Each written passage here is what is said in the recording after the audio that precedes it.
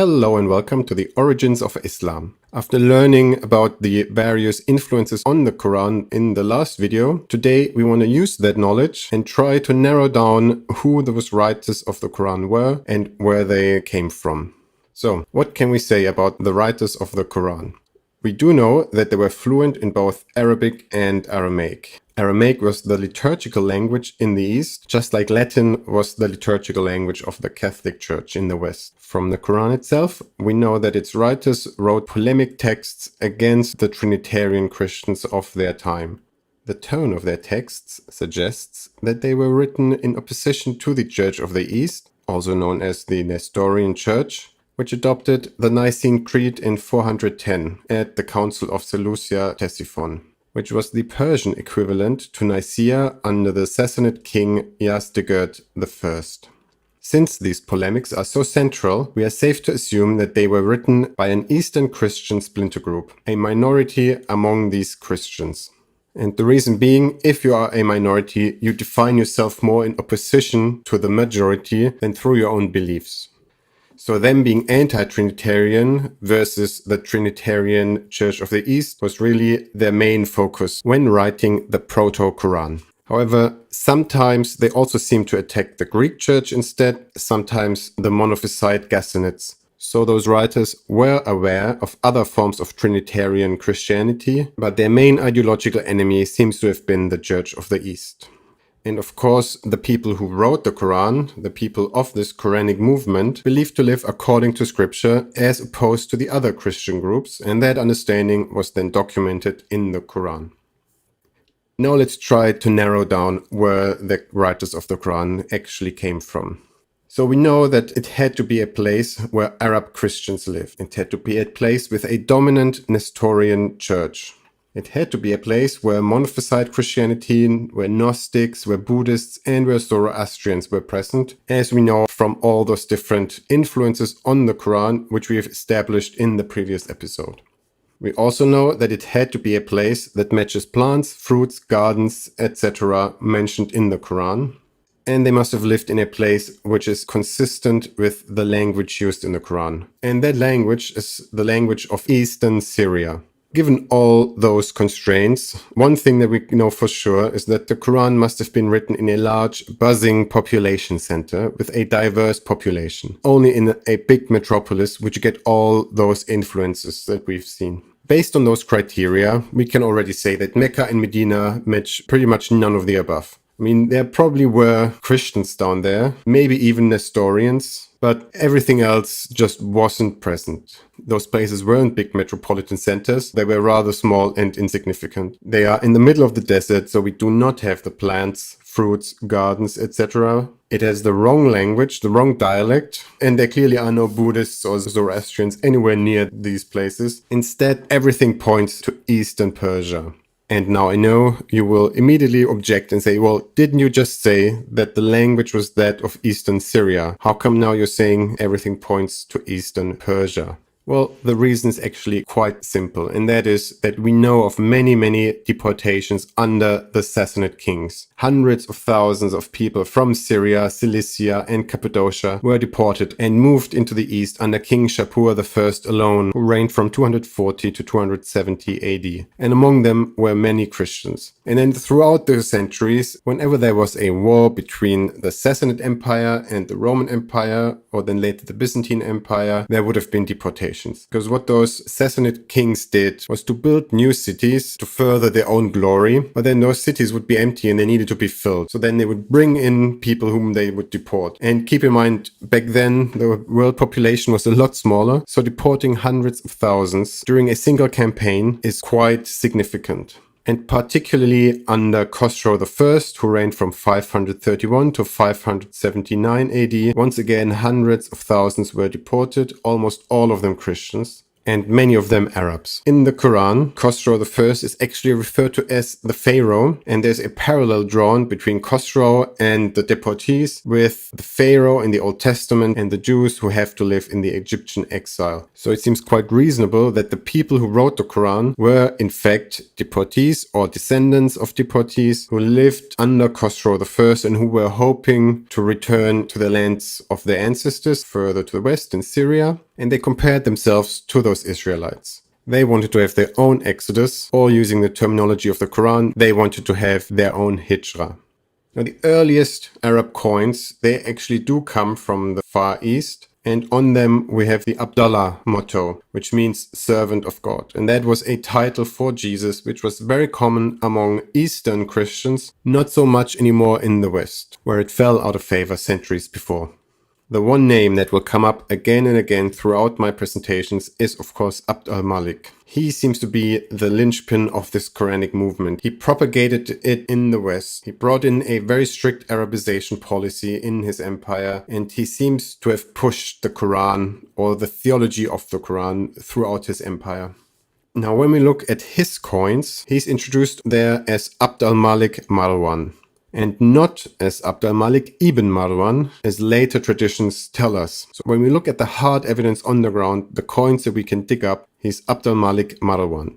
But then Marwan literally means from Merv. So that's this city that which this arrow points to in the far northeast of the Persian Empire. Interpreting Abd al-Malik as the son of Marwan is therefore a later misinterpretation.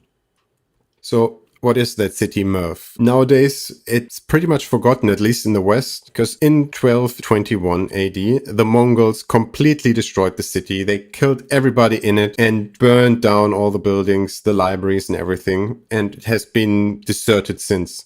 However, before 1221, Merv was one of the largest cities in the world, and by that time, predominantly Christian and Buddhist. It's located on the Silk Road at an oasis, which means there was a lot of trade going through there. It attracted lots of people and merchants from both Persia and India. It was even briefly the seat of the entire Islamic Caliphate in the 9th century. And in Merv, we find all the influences that we also find in the Quran. We have these pre-Nicene Christian Arabs with their anti-Trinitarian beliefs. We have a strong Nestorian church who was getting a foothold there around that time. We have lots of Buddhist influences. In fact, Merv is the most Western city that we know of where there are Buddhist temples and settlements. We obviously have Persian influences. It's one of the holy sites in Zoroastrianism. And there were Gnostics. We know of Manichaeans there. So everything seems to fit. And with it being an oasis town, obviously we would also have all the fruits, plants and gardens described in the Quran. Before we move on, I want to still give you one disclaimer. Obviously, we are now talking about probabilities. So we do not have any smoking gun pointing towards Merv. But looking at the evidence, looking at all the influences, looking at the social and the political situation, looking at the coins and the trade and everything, Merv seems to be the place that is most likely where the writers of the Quran were active. There are some alternative theories. For example, another candidate is the region around what's on this map, Shiraz. So Shiraz is actually the place where the Sassanids come from. But this entire region here is called Persis, and that's another strong candidate for where the Quran comes from. It doesn't have all the influences like Merv does. So for instance, there are no permanent Buddhist settlements. Similarly, another candidate would be slightly further to the west around the city of Hira. So that's where my mouse pointer is right now. But neither of these candidates comes anywhere near Merv in terms of probability.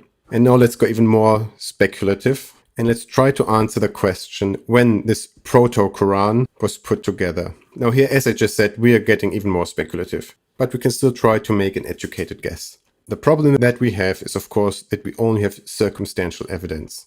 And we do know from the different influences that the Quran contains very old elements. So last time we've seen some of these Jewish apocrypha which were written in the 1st century AD.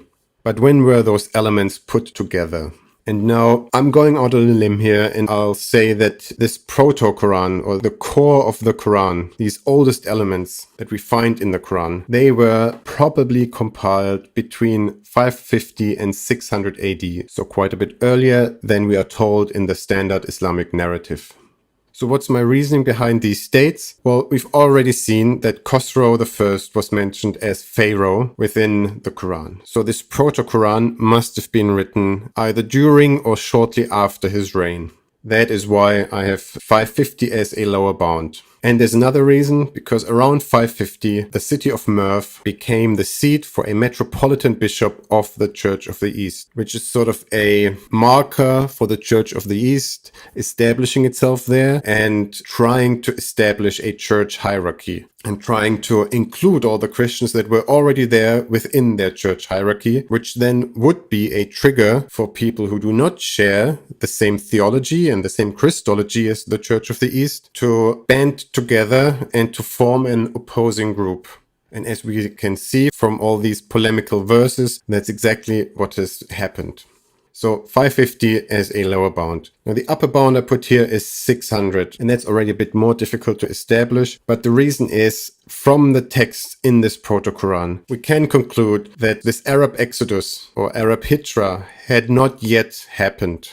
And that on the contrary, we are looking at a Persian empire which is still fully functional, with people living in this exile comparing themselves to the Jews in their Egyptian exile. But then shortly after 600, the final war between the Sassanid Empire and the Byzantine Empire started. So it's likely that this Proto-Quran was written before the war started. Because with the start of the war, a lot of things change. And we can see a lot of movements. And we actually see the return of many of these Arab tribes to Syria. Therefore, my educated guess would be between 550 and 600, roughly.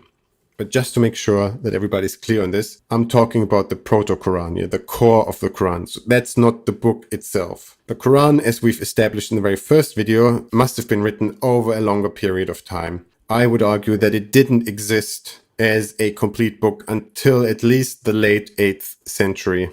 What we're talking about here is maybe up to a third of what's nowadays considered the Quran. And this third consists mainly of early sermons that would have been read during church service. Or in other words, the lectionary that we talked about last time.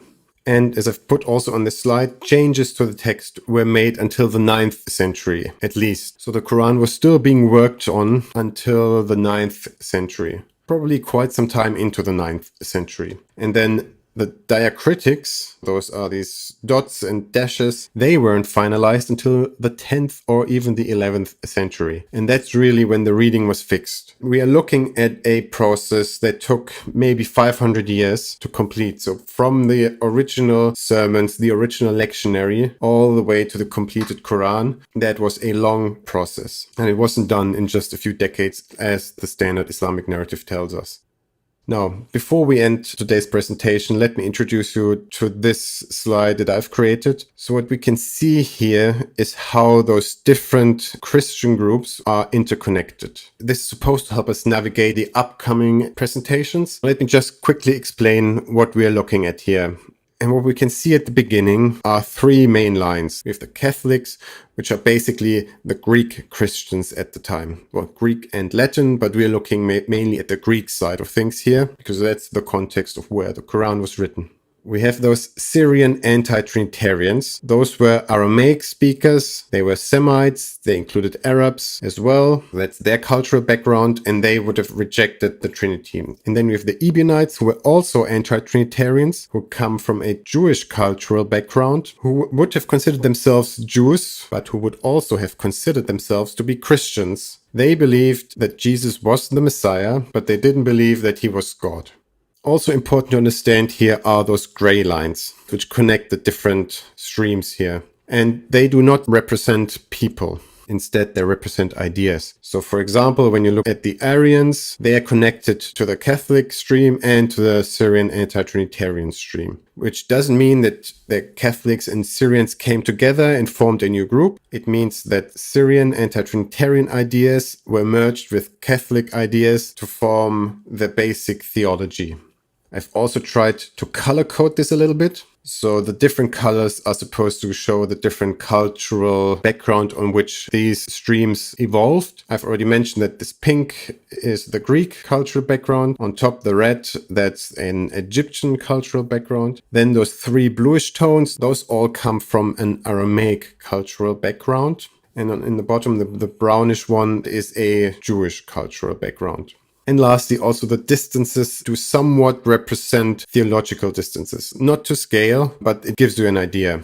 So, for example, Arianism was quite close to the Syrian anti-Trinitarianism in terms of the theological understanding and quite far away from the Catholic understanding, whereas Nestorianism was quite close to the Catholic understanding and quite far away from the Syrian anti-Trinitarian understanding, even though Nestorianism also comes from this Aramaic-speaking background.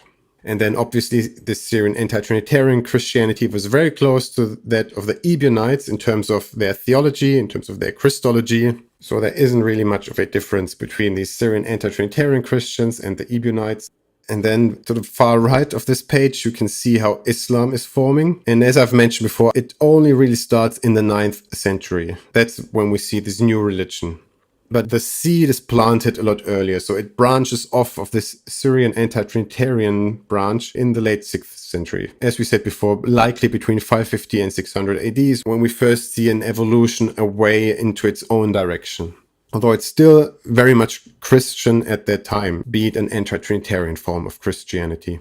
Okay, I think we've spent enough time on this slide. We will see it again towards the end of my series, and then hopefully it will be a lot clearer.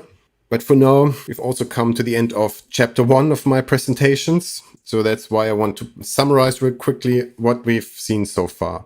So in this chapter, we've gone through the critical Quran studies, which have been going on since the 19th century. We found out that the Quran is written in a mixed Syriac-Arabic language, and that this has led to many misreadings, some of which are these so-called dark passages, which are very obscure in their meaning. We have learned that the Quran is at its core a Christian lectionary. So this is this oldest third of the Quran, roughly third, which was presumably written between 550 and 600 AD. We've learned that it was written by Arabs in Persian exile, that the Quran has an anti-Trinitarian Christology, and that it was compiled over a lengthy period between the 6th and the 11th century. All right, and with that, we're at the end for today. Next time, we will have a broad look at the general timeline of historical events leading to the development of Islam as a new religion. Until then, thank you very much for watching and see you next time.